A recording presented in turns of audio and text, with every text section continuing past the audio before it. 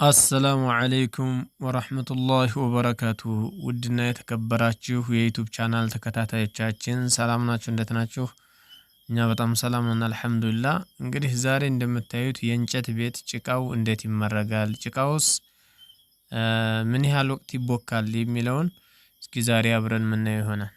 እንግዲህ እንደምታዩት ጭቃ ዛሬ እያስመረግን ነው። ይህ ጭቃ አመራረጉ እንደምታዩት ይሄ ሳላው ነው። አመራረጉ በጣም ሌቭል ተደርጎ በስነ ስርዓት የተመረገ ቤት ነው እና ውጭ ሀገር ሆናችሁም ሆነ እዚህ ኢትዮጵያ ውስጥ ሆናችሁ ጭቃ እንዴት ማብካት እንዳለባችሁና ጭቃ ምን ያህል ወቅት መፍጀት አለበት የሚለውን እስኪ ዛሬ እንግዲህ ውጤቱን ማየት እንችላለን አብረን ማለት ነው። እንደምታዩት አመራረጉ ማገሩ አይታይም፣ በሙሉ በደንብ አድርገው ነው የሰሩት። ይህ ማለት ምንድነው? በኋላ ቻክ ሲደረግ ጅብሰን አይበላም። በቃ ተስተካክሎ ይሄ ጎርበጥበጥ ምናምን ነገር ያለው ይሄ ይፈልጋል። ለምን ቻኩን ነክሶ እንዲይዝ ማለት ነው። እንደምታዩት አሁን ይሄ ሳላ ነው። የሳላው አመራረግ በዚህ መልኩ ነው። በጣም ተመችቶኛል። ጭቃውም በጣም ሀሪፍ ጭቃ ነው። ቢያንስ ከሁለት ወር በላይ የተቦካ ጭቃ ነው። ይሄ ጭቃ ግን በተረጋጋ መንፈስ ቀስ ብሎ ተቦክቶ ጊዜ በልቶ ጭዱን በደንብ አድርጎ መብላት አለበት ጭቃው ሲቦካ ማለት ነው። እና ከዚህ ቤት እስኪ እንደምታዩት በጣም አቋሙ ያምራል። ማሻአላህ ተባረከላህ። የቤቱ አሰራር፣ የክላሶቹ አከፋፈል፣ ቁመቱ፣ ስፋቱ ሁሉም ማሻአላህ የሆነ ቤት ነው። እስኪ ሀሳብ አስተያየታችሁን በኮሜንት አሳውቁን። እንደምታዩት ይሄ ሳላ ነው። ስፋቱ እንደምታዩት ነው። እዛ የመረጉ የጭቃ አስገብተዋል። ጭዱን በስነ ስርዓት እየረገጡ በጭድ እየተቆረጠ ነው የሚመረገው። ይሄ ኮሊደር አካባቢ ነው። ኮሊደሩ እንደምታዩት ማገሮቹን በደንብ አድርገው እንግዲህ አመራረግ ይዩዝም ብላችሁ እንደዚህ የተቆረጠ በስነ ስርዓት ይመታል፣ ነክሶ ውስጥ ላይ ይይዛል ማለት ነው። ተቃራኒ ሲመረግ ጭቃ አይበላም። የመጀመሪያው ነው ጭቃ የሚበላው። እስኪ ይቺን ክላስ ደግሞ አብረን እናያት። ይቺ ክላስ እንደምታዩት ገና ተቃራኒ ጎን አላት። ከ8 ቀንና ከ15 ቀን በኋላ ይሄ አካባቢ ይመረጋል እንደገና ከውጩ ጋር ማለት ነው። አንድ ጎን ይመረግና አንዱ ጎን ይቀራል። ከዛ ከ15 ቀንና ከ10 ቀን ምናምን በኋላ እንደገና ይመረጋል። አሁን ይሄ ከሳምንት ቀን ተይዞለታል። ኢንሻአላህ በስነ ስርዓት ይመረጋል ማለት ነው። ምርጉ ግን በጣም ተመችቶኛል ከምር። ያለማካበር አንድ ማገር እንኳን ላውን ፈጦ የሚታይ ማገር የለም። የውስጥ አመራረግ እንግዲህ በዚህ መልኩ ነው። ማገሩ እንደፈጠጠ ግን የቀረው ምን ችግር አለበት መሰላችሁ? ጅብሰን ይበላል እንጂ ጅብሰን ይይዛል፣ ግን ጅብሰን ይበላል። ጭድ ቢያንስ እንግዲህ ለዚህ ቤት ወደ 90 ጭድ ነው የተዘጋጀለት፣ ግን አልበላውም ሁሉንም ጭድ። የተወሰነ ተርፏል። ቢያንስ 30 እና ምናምን የሚሆን ቀጥር ሳይተርፍ አይቀርም። መጨረሻውን አብረን የምናየው ይሆናል። እንደምታዩት እንግዲህ ይሄ ደግሞ ምንድነው? ይሄ ሻዋርና ሽንት ቤት ባንድ ነው የተሰራው። ይቺ አሁን ያለሁባት ማለት ነው። መክፈል ይቻላል። ይቺ መስኮቷ ናት። ዛፍ ለፍት የኮሊደሮቹን እየመረጉ ነው። ይሄ የውጭ መውጫ ወደ ጎን መውጫ ነው። ይሄ ኮሊደሩ ነው። የኮሊደሩ አካባቢ እንደምታዩት ቁመቱ በጣም የሚገርም ነው። ማሻአላህ ተባረከላህ። ይሄ ነው የጭቃው ባለሙያ። ኮንትራክሽኑ ይሄ ነው። ማሻአላህ ተባረከላህ። ይሄ ቤት አመራረጉ በጣም ተመችቶኛል። እስኪ ሀሳብ አስተያየታችሁን በኮሜንት አሳውቁን። ሰብስክራይብ፣ ላይክ፣ ሼር ማድረጋችሁን አትርሱ። በሀይቅ ዙሪያ ያላችሁ ልጆች እንዲሁ ቤት ማስመረግ የምትፈልጉ ካላችሁ አናግሩን። ምርጥ ጭቃ መራግ ያሉ እናገናኛችኋለን ማለት ነው። ከ10 ቀን በኋላ ግን የሚገርማችሁ ጭቃ ሲቦካ ጊዜ ሰጠት አድርጎ ጭቃው እንዲቦካ ቢያንስ በቀላሉ በ8 ቀን በ10 ቀን እየተገለበጠ ግን ጭቃው በቂ ነው። ዱሩሪ ካልሆነ በስተቀር 2 ወር ቢቦካ ጭቃ አይጠላም። 2 ወር ቢቦካ አይጠላም። እንግዲህ ልምዱን ያቀበለውን ከታችሁ ነው ይቀበላል፣ ይመርጋል። ዛሬ 3 ባለሙያተኛና 3 አቀባይ ሆኖ 6 ሆኖ ያሉበት በሁለት ቀን አጠቃላይ አንድን ተቃራኒ ፓርት ጨርሰዋል። የውስጥና የውስጡን በቃ ጨርሰዋል።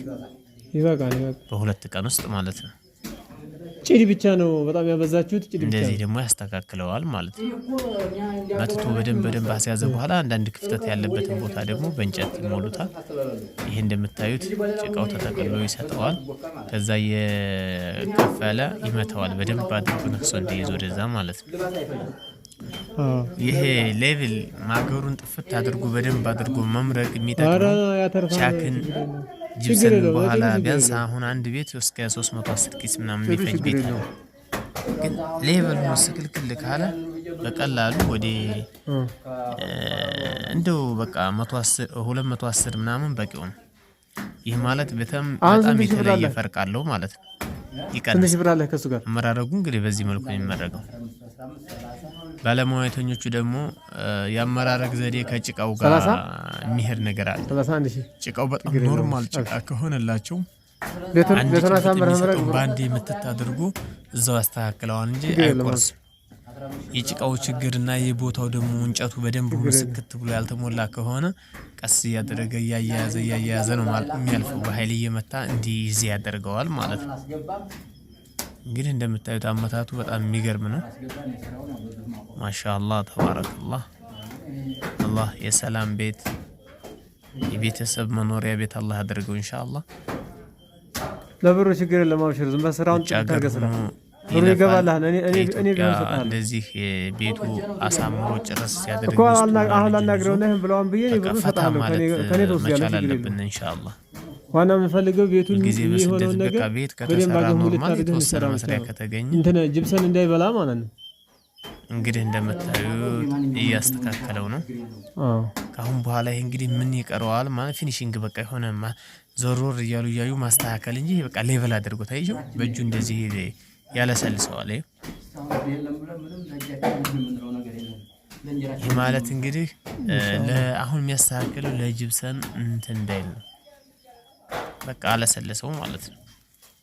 ጭዱን ከዛው ጋር ያይዘዋን ጭዶችም ጭቅ አድርጎ በደንብ አድርጎ ይይዝለታል። ማሻአላህ ተባረከላህ። በጣም ባለሙያ ይመር የሚባል በሐይቅ ዙሪያ ብዙ ያስመረጋችሁ ሰው ልታውቁት ትችላላችሁ። ይመር ይባላል።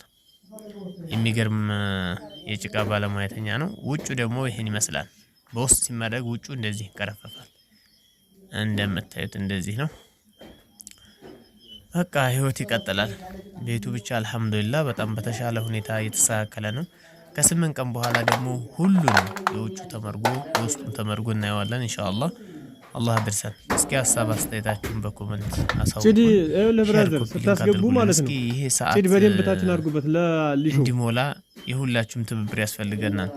ቪዲዮዎቻችንን እየገባችሁ በመጎብኘት በደንብ አጋችሁ ጭር ስላለ ይሄን እንዳይጎዳ አዲስ ይመስላል። እስካቶላ ደግሞ የመብራት እንትን ኮንዲት ከተቀበረ በኋላ አብሮ እንደዚህ ነው። ሰፈሩ ይሄን ይመስላል። ሐይቅ ባህሩ ዳር አካባቢ ገበታ ለሀገር ፊት ለፊት አካባቢ ነው። ቦታው የሚገርም ነው። ውጩ በዚህ መልኩ ነው። ጭቃው ዘልቋል በደንብ ሆኖ እንግዲህ ማለት የውጭ ሲመረግ ቀንሳል ማለት ነው። አረ በጣም ደስ የሚል ነው። ማሻአላህ ተባረከላህ። ይመቸኝ ሰፈር ይሄ ሰፈር በጣም የተመቸ ነው። ብቻ ያው አካባቢ ጎረቤት ምናምን አንዳንድ ችግር ቢኖርም ይችም خلاص እንደዚህ ይቀራታል። አንድ ጎን ነው ትማረጋለች።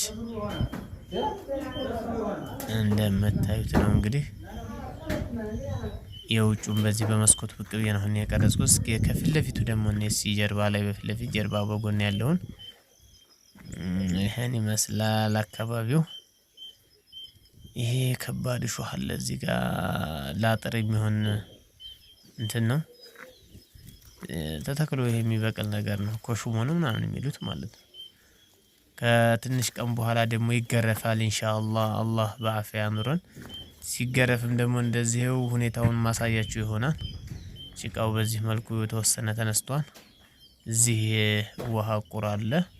ውሃው ቁር የሚቀመጠው በዚህ መልኩ ነው። በኬንዳ ተወጥሮ ምናምን በዚህ ጭድ የተረፈው ጭድ ያን ፊት ለፊት ያለው ነው።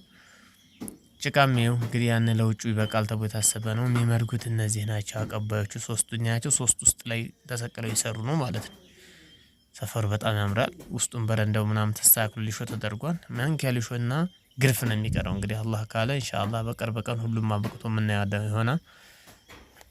ፋሚሊ እስኪ ሼር ኮፒ ሊንክ አድርጉት። ቪዲዮዎቻችንን የገባችሁ እዩዋቸው። ለአንዳንድ ቤት ለምታሰሩ ሰዎች በሐቂቀተን ይህን ቪዲዮ ይጠቅማችኋል ብዬ አስባለሁ። አንድ በፊት የተሰራ ነገር ለሁለተኛ መመከሪያም ስለሚሆን ጭቃ በደንብ መብካት አለበት። ቢያንስ ካልቸኮልን 2 ወር ቢቆይ ጭቃ አይጠላም። በስነ ስርዓት በወቅቱ እየተገለበጠ ቆየ። በጣም አሪፍ ነው። እንግዲህ እንደምታዩት አመራረጉ ማገር የሚባል የት እንዳለ አይለይም። በደንብ አድርገው በቃ ማዕዘኑን ቅርጹን ውጥት አድርገው ነው የሰሩት። ተመችተውኛል። በጣም ነው የተመቹኝ።